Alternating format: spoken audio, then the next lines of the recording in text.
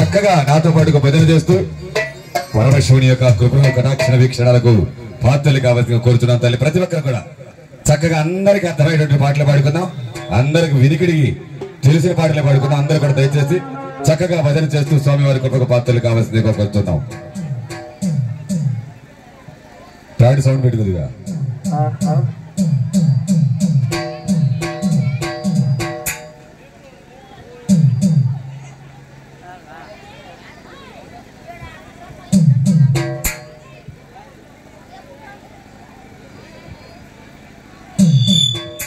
hello